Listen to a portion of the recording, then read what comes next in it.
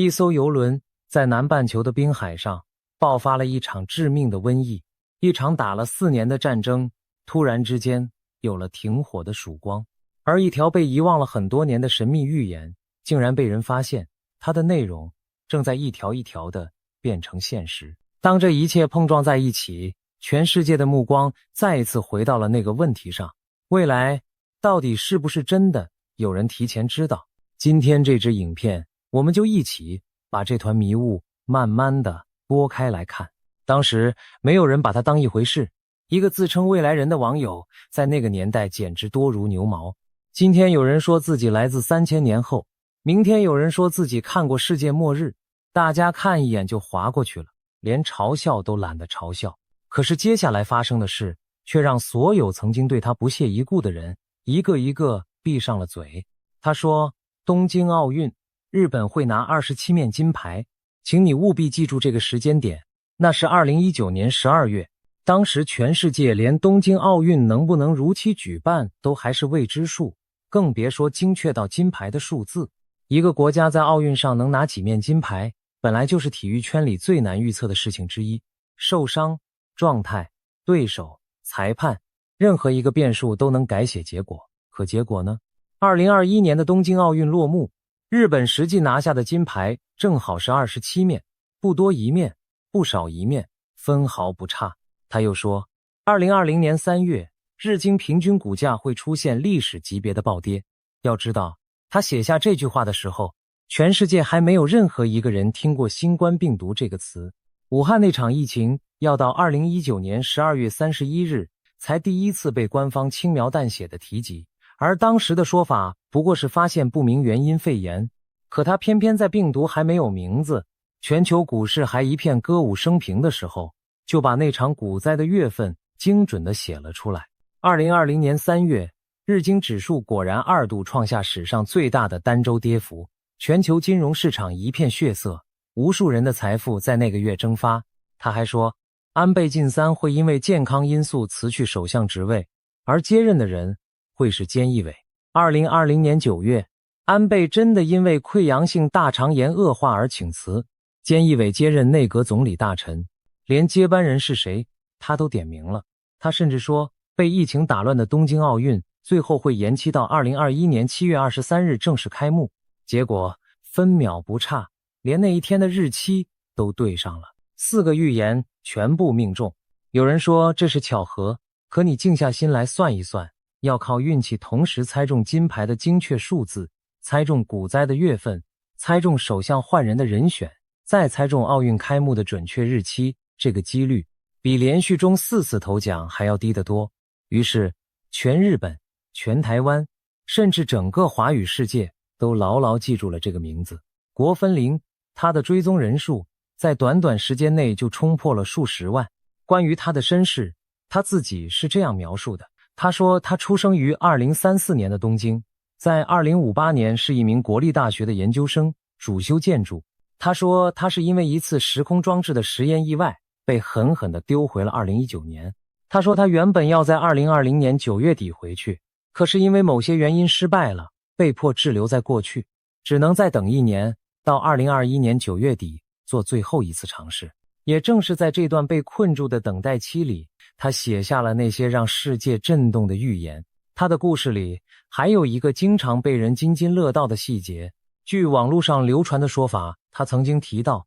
自己在2019年底到2020年初那段时间，用家人的账户买进了大约1400枚以太币。他把这些代币放进一个硬体钱包，然后埋进了父母家的院子里，准备到2058年再去取出来。他说，他之所以选择以太币而不是比特币，不是因为看坏比特币，而是因为他相信以太坊的生态未来会带来更多的应用机会。而那段时间，以太币的价格正好在最低的谷底徘徊。如果这个故事是真的，那这个买进的时间点精准得让人发毛。当然，这个院子里的硬体钱包没有人见过，它就像他整个故事一样，半是传说，半是谜团。他甚至预言过平成之后的下一个年号之后会再有一个叫做万治的年号。他也曾留下不少关于地震和天灾的零碎只字片语。总之，到了2021年9月底，按照他自己的剧本，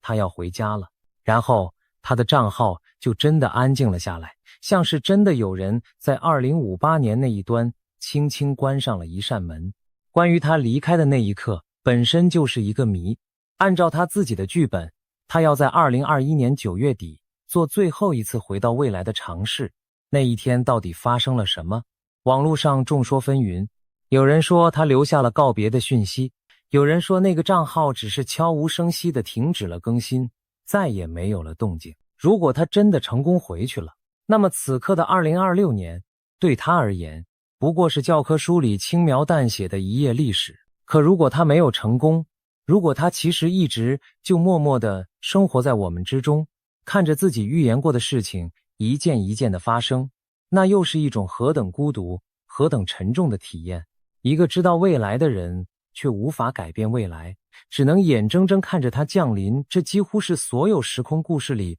最残忍的设定。也正因为这份说不清道不明的谜团，当要回来了这3个字传开时，才会牵动这么多人的心。人们想知道的其实是一个故事的结局。一晃眼好几年过去了，许多人甚至已经忘了还有这么一号人物。世界又经历了太多事，疫情、战争、通膨，大家被现实的洪流推着往前走。谁还记得一个沉默的推特账号？可就在最近，网络上突然疯传一个消息，国分玲要回来了。有人说那个沉默多年的账号重新有了动静，有人说在各大预言论坛里，他当年留下的文字又被一条一条翻了出来，重新解读。而真正让无数人脊背发凉的是，当大家回头重新检视这几年的世界时，竟然发现有些东西好像真的正在一条一条的对上。我们先把国分玲这个人物放一放，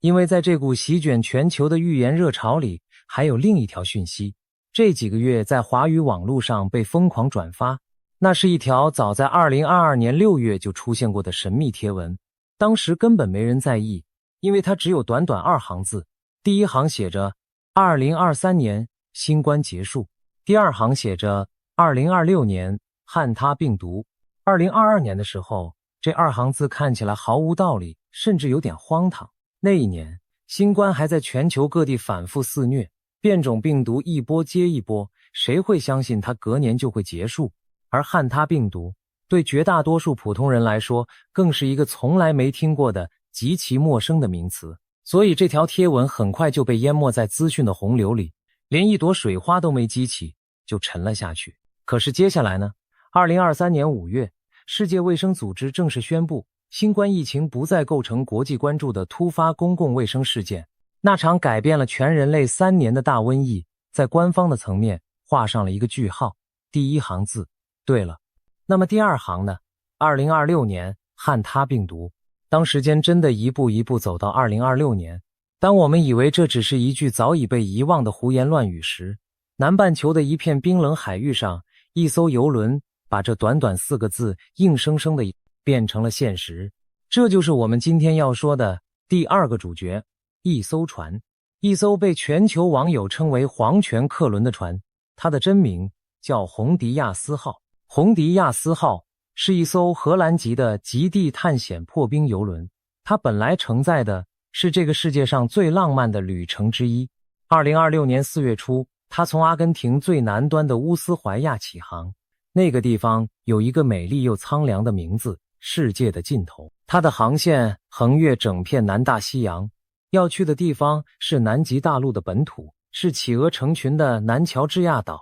是地图上几乎要用放大镜才找得到的夜莺岛，是与世隔绝的特里斯坦达库尼亚群岛，还有圣赫勒拿岛和阿森松岛。这些名字光是念出来就带着一股遥远的未经人类打扰的气息。船上一共147人，86名乘客，61名船员，他们来自23个不同的国家。他们登船的那一刻，怀抱的是一生只有一次的梦想。对许多人来说，这趟极地之旅是攒了大半辈子的钱才换来的圆梦之旅。可是他们不知道，这趟梦想之旅会变成一场海上的噩梦。2026年5月初，世界卫生组织突然发出一份疾病爆发通报。通报里说，这艘正在南大西洋上航行的红迪亚斯号出现了汉他病毒的群聚感染事件。最早的消息传出时是8个病例，其中3个人已经死亡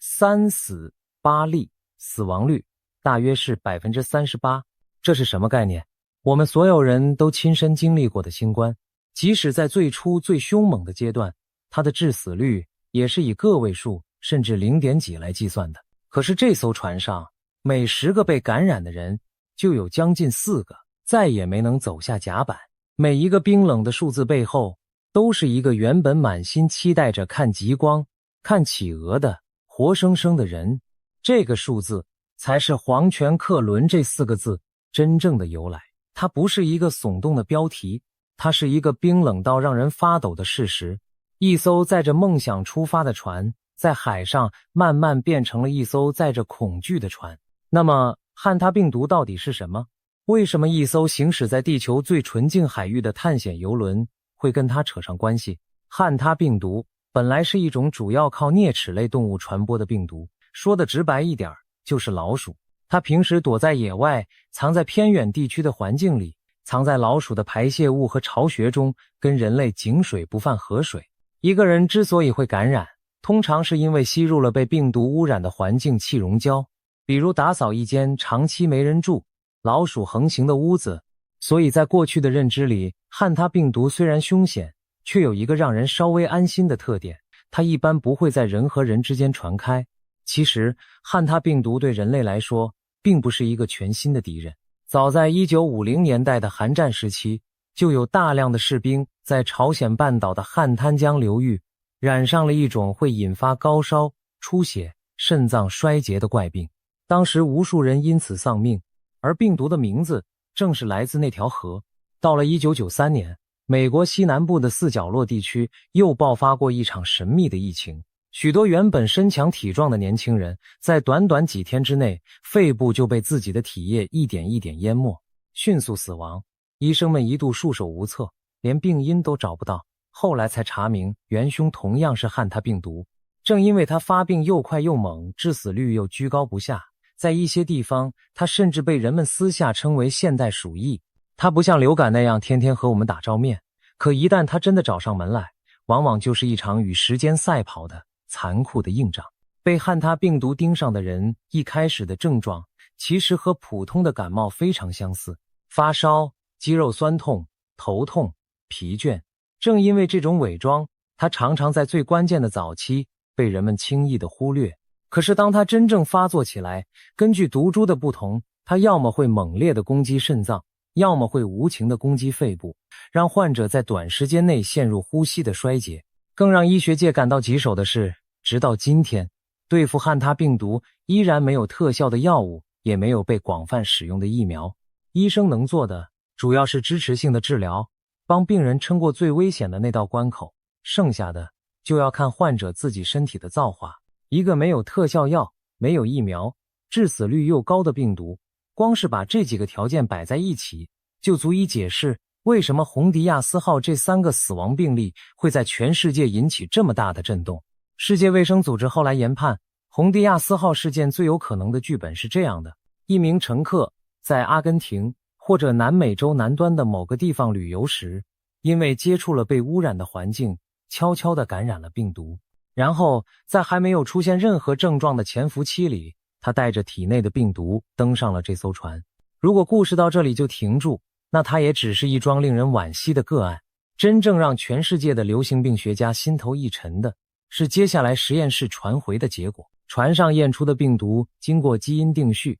被确认为一种特殊的毒株——安第斯病毒。安第斯病毒这个名字你可能很陌生，它的天然宿主是南美洲一种叫做长尾盗鼠的啮齿动物。但这个毒株有一个让所有专家都瞬间绷紧神经的特性，在汉他病毒这个庞大的家族里，绝大多数成员都只能透过老鼠传给人，人跟人之间是传不开的。唯独安第斯病毒是一个可怕的例外，它是目前科学界唯一确认可以人传人的汉他病毒毒株。而红迪亚斯号这艘船恰恰是人传人最完美、最理想的温床。一艘游轮是什么？它是一个高度封闭的、高度密集的、所有人朝夕相处好几个星期的钢铁盒子，大家一起在同一个餐厅吃饭，一起在同一个甲板上看风景，呼吸着同一套空调系统循环的空气。当那名感染者在船上和其他人长时间近距离的密切接触，病毒就找到了他梦寐以求的通道。于是从1个人变成了2个确诊、3个确诊，再加上至少1个疑似病例。在汪洋大海的正中央，在一艘无处可逃叫天天不应的船上，瘟疫开始悄悄地走动。世界卫生组织把船上所有的人全部列为高风险接触者，要求进行长达42天的主动健康监测。整整42天，每一个曾经在这艘船上欢笑过的人都要在心惊胆战中数着日子，等待自己的身体会不会出现症状。这艘船一度成了海上的孤岛，它驶过维德角共和国的外海，最后驶向西班牙的加那利群岛。一场横跨好几个国家的撤离行动随之展开，超过120个人从船上被分批撤了下来，搭上了由8个国家政府联合安排的9架包机，被紧急的转运离开。最后只剩下20多名船员，还有1名医生和1名护士陪着这艘空荡荡的幽灵一般的船返回他的母港荷兰。一场关于消毒、关于追踪、关于疫苗和药物研究的全球协作，就这样被一艘小小的探险船硬生生地拉开了序幕。你可以想象一下那个画面，100多个来自23个不同国家的人，原本是天南地北、素不相识的陌生人，因为一趟极地旅行的缘分聚在了一起，最后却因为一场瘟疫的阴影被分门别类，登上不同的包机，飞回各自的祖国。他们落地之后，迎接他们的不是亲人温暖的拥抱，而是长达42天的主动健康监测。42天，整整6个星期。在这6个星期里，他们每一个人每天早晨醒来，第一件事恐怕都是用颤抖的手量一量自己的体温，再仔细地感受一下身体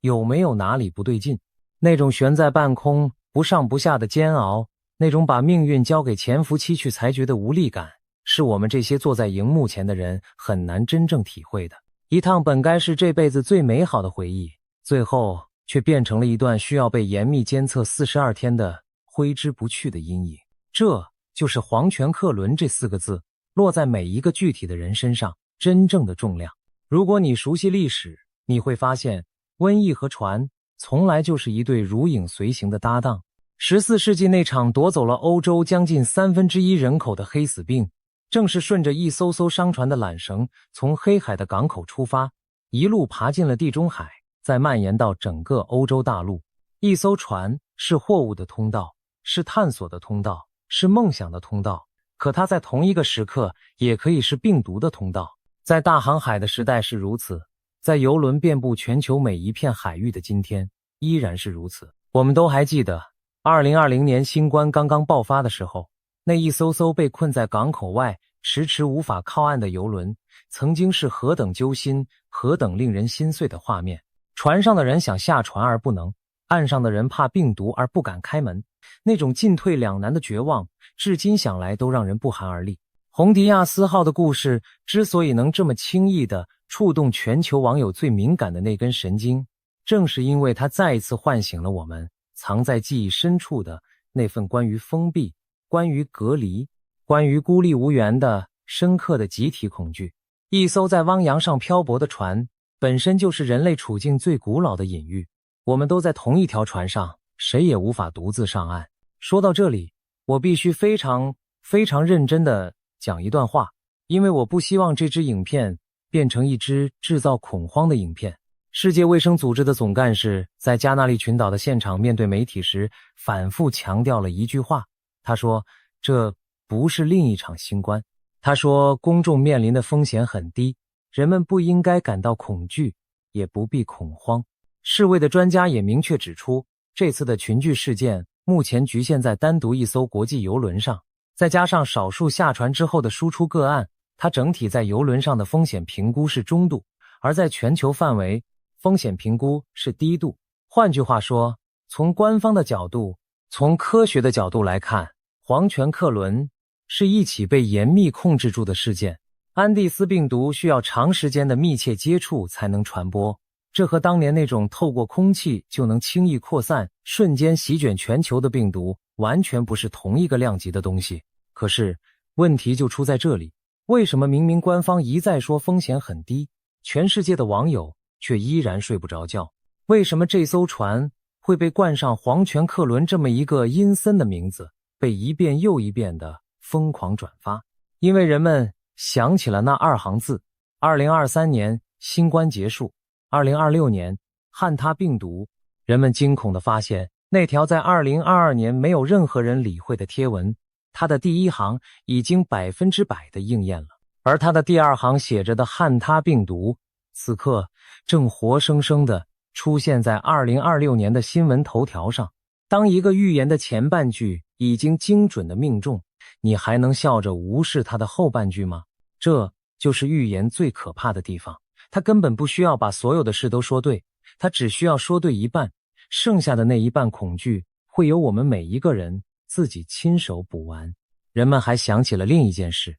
新冠疫情期间，一位科技界的知名人物曾经留下过一句著名的警告。他说，我们必须为下一次的大流行做好准备，而下一次会引起你们的注意。什么样的病毒才能真正引起全世界的注意？答案似乎不言而喻，一个致死率极高而且能够人传人的病毒，汉他病毒的安第斯毒株恰恰完美地契合了这个令人毛骨悚然的描述。当这些散落在不同时间、不同人口中的只字片语，突然在2026年的这个春天被一艘船串在了一起，那种冥冥之中的宿命感就压得人喘不过气。而且把目光死死盯着2026年的远远不止国分龄一个人。这几年整个预言的世界几乎是出奇的一致。中国民间流传已久的赊刀人据说又一次现身，留下了关于这一年的只字片语。赊刀人这个古老的传说，说的是一群卖刀却不收钱的神秘人，他们只留下一句预言，等到预言应验的那一天才回来收账。而按照传统的历法，2026年是丙午年，民间称它为赤马年，赤马红羊。在许多老一辈人的口中，自古以来就被视为容易出现巨变和动荡的年份。从西方的占星家，到南亚那些解读古老树叶经文的解读师，再到世界各地的通灵者，许许多多原本毫无交集、彼此根本不认识的人，他们预言的目光竟然在这同一年奇异地汇聚到了一起。当然，你完全可以说，这只是人类在面对巨大不确定时一种共同的集体的焦虑投射。可你也不得不承认，当这么多面来自不同方向的镜子同时照向同一个年份时，那个年份确实值得我们多看上几眼，多留一分心。而这恰恰把话题又绕回了我们今天的主角国分龄。在这股席卷全球的预言热潮里，国分龄的名字之所以被重新请了出来，是因为人们发现他当年留下的记录里藏着对2026年的描述。据网络上流传的整理，他曾经写下过关于2026年日本的内容，提到日本的磁浮中央新干线会有部分区间开始运作，提到日本的首都机能会出现某种程度的转移，统治的架构会发生变化。这些描述本身并不像末日预言那样惊悚，可诡异的是，它们的调性和现实世界正在发生的某些走向竟然隐隐的有一种说不出的契合。更关键的是，当年国分龄在他所有的预言里反复强调过一件事，他从来没有说过世界要毁灭了，你们等死吧。他说的始终是另外4个字：恐惧之前先去准备，在害怕之前先去做好准备。这句话才是他留给我们真正重要的东西。你想想，一个真正想吓唬人、想博取流量的骗子，会把末日描绘得越恐怖越好，越绝望越好。可一个反反复复叫你去准备、去防范的人，他的出发点更像是一句出自善意的、认真的提醒。所以，当网络上疯传国分龄要回来了，其实大家心里盼的并不只是一个沉寂的账号重新发出一条推文，大家盼的是有没有人能在这个越来越混乱、越来越看不清方向的2026年再给我们指一条路。而真正让这股热潮烧得这么旺的，是时间点上那种令人发毛的巧合。你不妨把这几件事在脑海里排成一条时间线。一条2022年的神秘贴文预告了2026年的汉他病毒。2026年的春天，一艘邮轮真的爆发了汉他病毒的群聚事件。几乎就在同一个时间段，一个沉寂多年的未来人账号传出了要回归的消息。又几乎在同一个5月，打了4年的战争迎来了第一次像样的停火。这么多条看似毫不相干的线索，竟然在2026年这短短的几个月里密集地交织在了一起。如果这只是巧合，那这巧合未免也太密集、太戏剧化了一点。可如果这不是巧合，那它背后又藏着一个我们不愿意去深想的可能。也正是这种说不清的暧昧，让无数人一边告诉自己这些都是无稽之谈，一边又忍不住一条一条的把旧贴文翻出来反复的看。那么这个混乱的2026年到底还发生了什么？我们得来说说第3件大事，俄乌战争的停火。这场战争从2022年2月24日打到现在，已经迈入了第4个年头。它早就不再是新闻头条的常客，因为它打得太久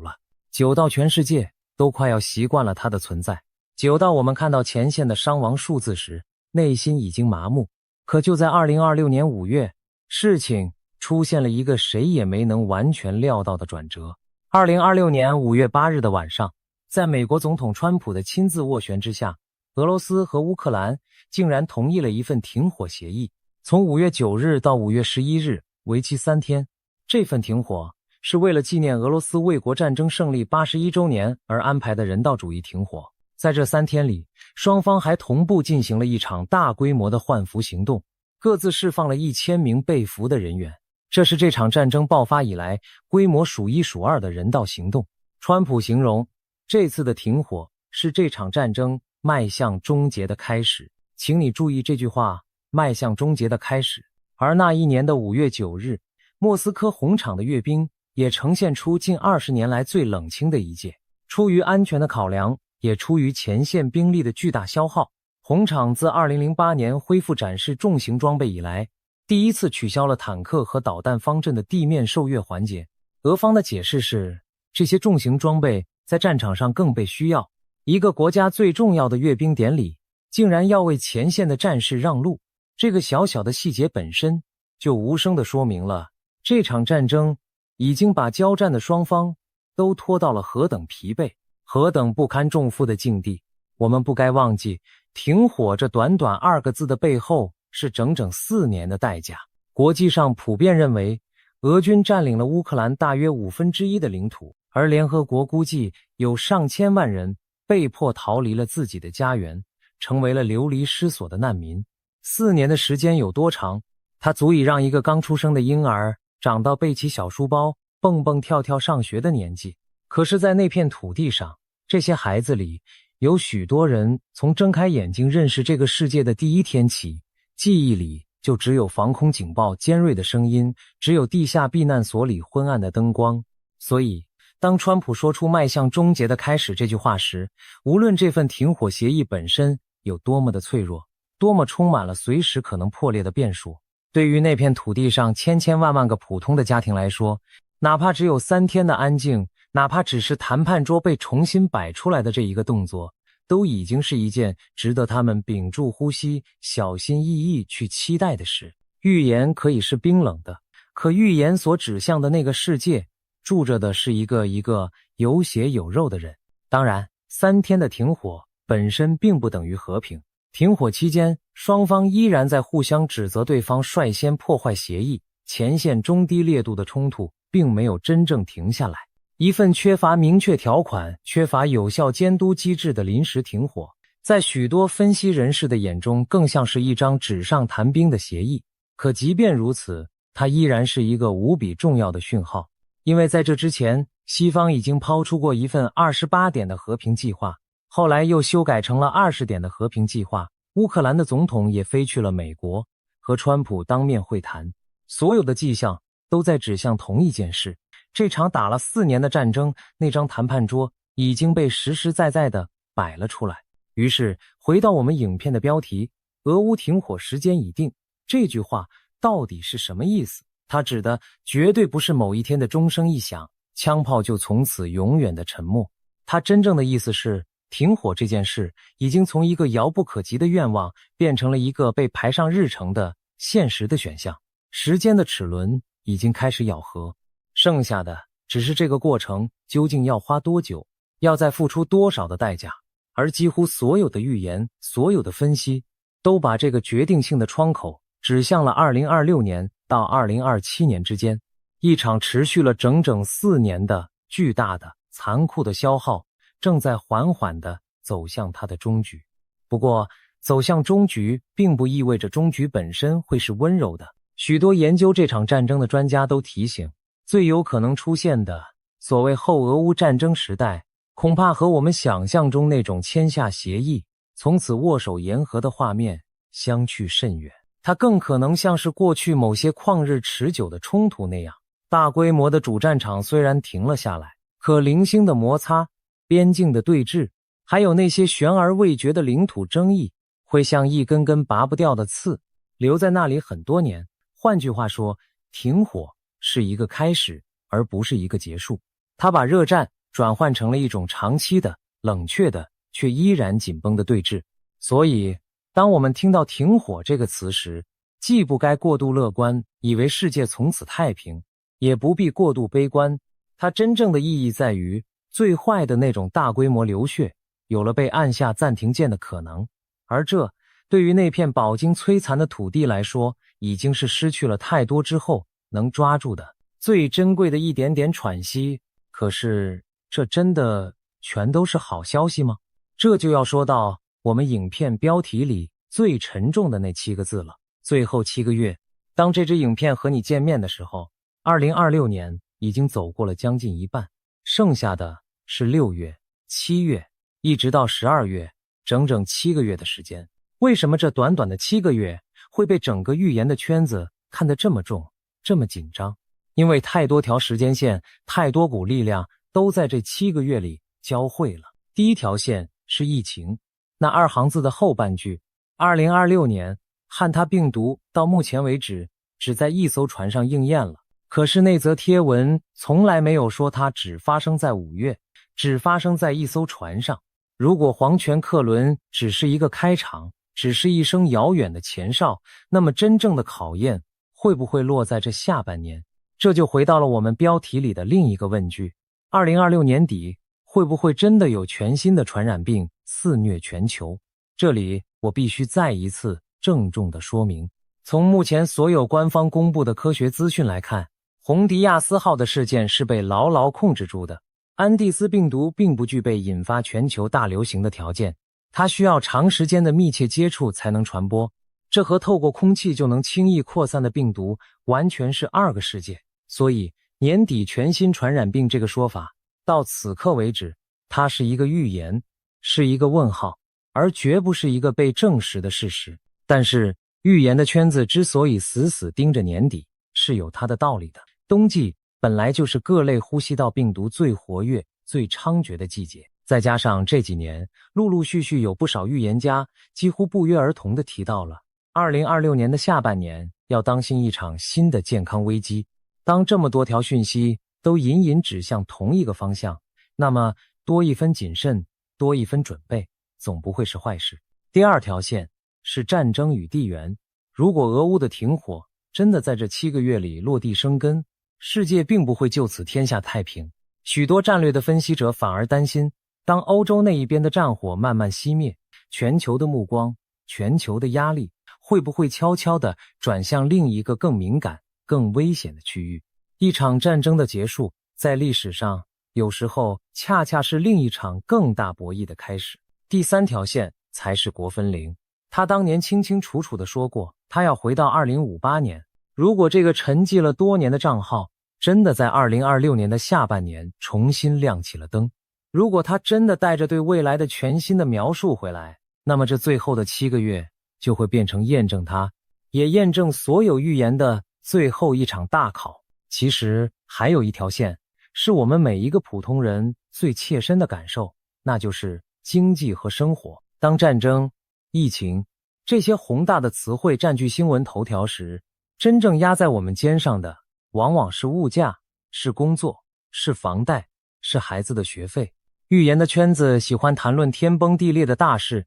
可对绝大多数人来说，最后7个月真正的考题可能只是平平淡淡的一句，日子能不能继续安稳地过下去。而这4条线，疫情、战争、预言的应验，还有我们每个人的生活，它们其实是缠绕在一起的。国际局势的每一次震动，最后都会顺着看不见的脉络传导到我们的饭桌上。这也是为什么我们不能只把这些当成远方的故事来看热闹，把这几条线叠在一起，你就明白了为什么皇权客轮要带走谁。这个问题会让这么多人彻夜难安。他问的其实根本就不是那一艘具体的船，他问的是，在这风起云涌、变数丛生的最后7个月里，这个世界，这个时代又会把哪些东西、哪些秩序、哪些我们以为理所当然的安稳，永远的留在身后。说到这里，我想我们真的得停下来，冷静的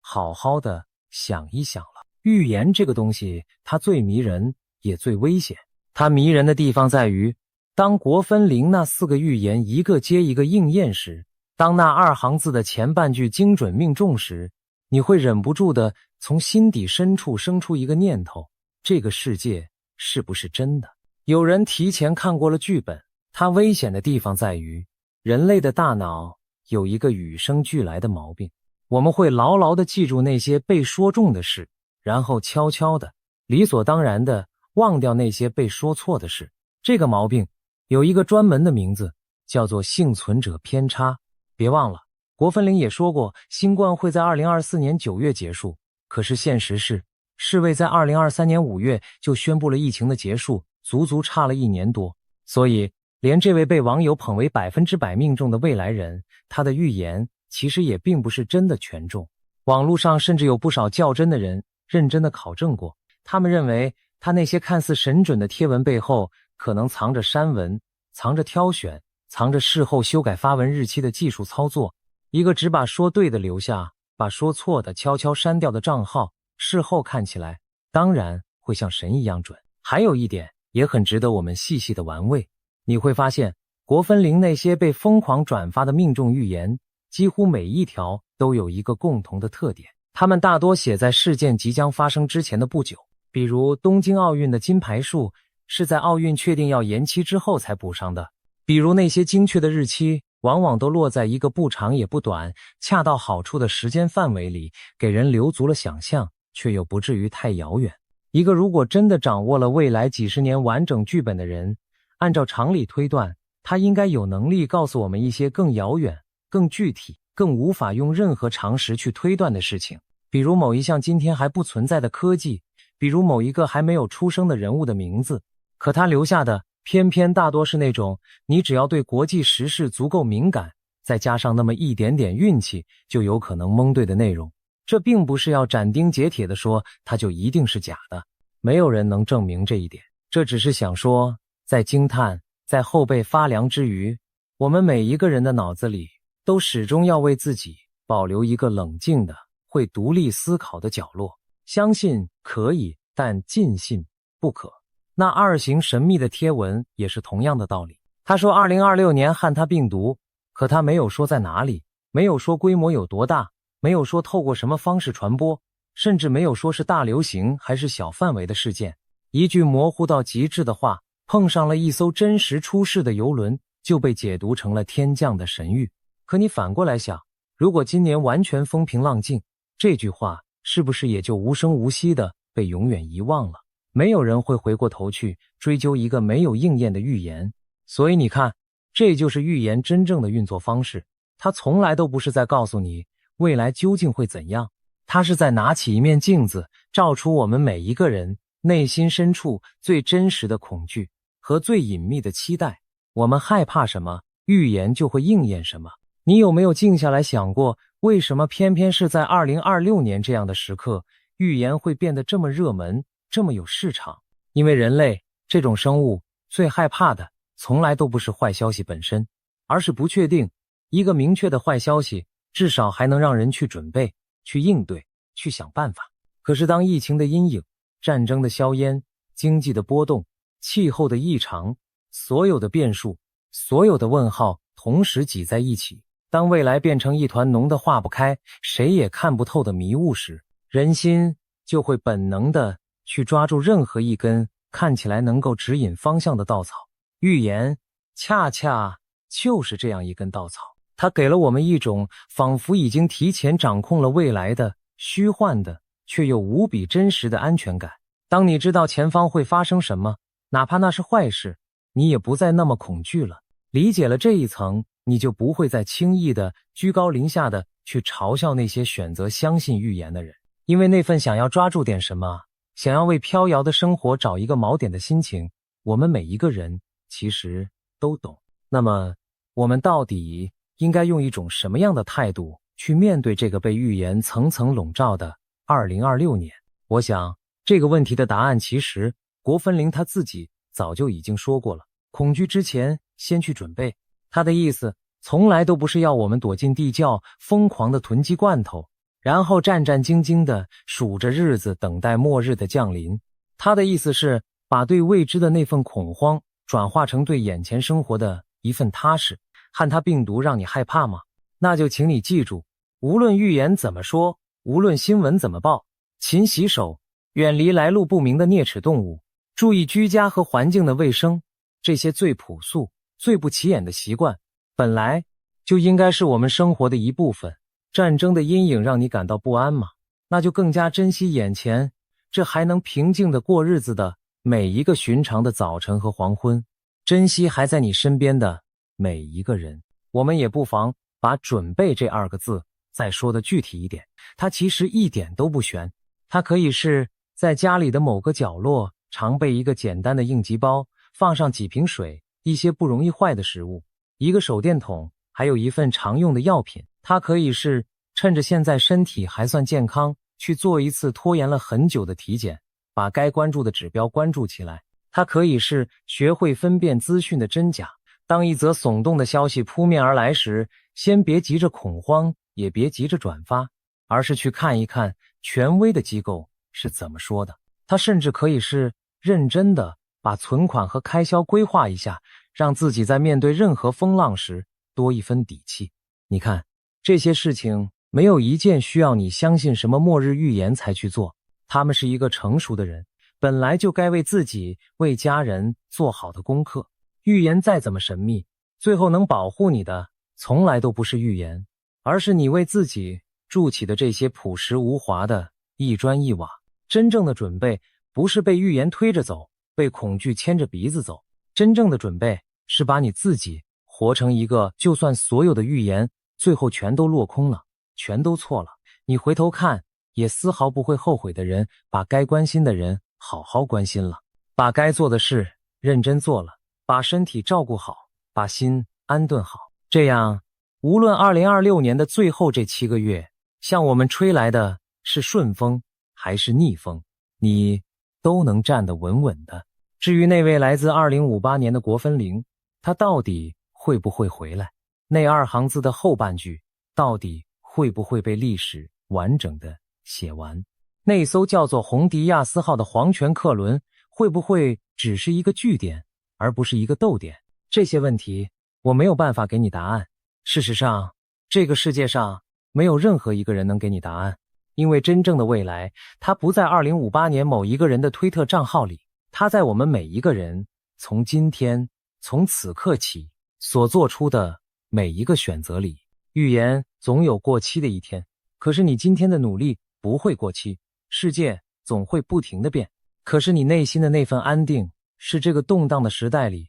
唯一一件完全由你自己说了算的事。你看，无论是国分灵那来自2058年的讯息，还是那艘叫红迪亚斯号的黄泉客轮，还是那场在第4个年头终于看见停火曙光的战争，他们其实都在用各自的方式对我们说着同一句话：这个世界远比我们以为的要更脆弱，也更坚韧。脆弱在于一艘载着梦想的船可能因为一个看不见的病毒就变了颜色，一份打了4年的和平可能因为一个微小的火星就再次破碎。坚韧在于23个国家会为了一艘陌生的船派出包机，全世界的科学家会为了一种罕见的病毒连夜会诊，交战的双方会在打了1000多个日夜之后，依然愿意重新坐回那张谈判桌。预言告诉我们危险，可人类用行动一次又一次地告诉自己，我们并不会轻易被危险打倒。所以，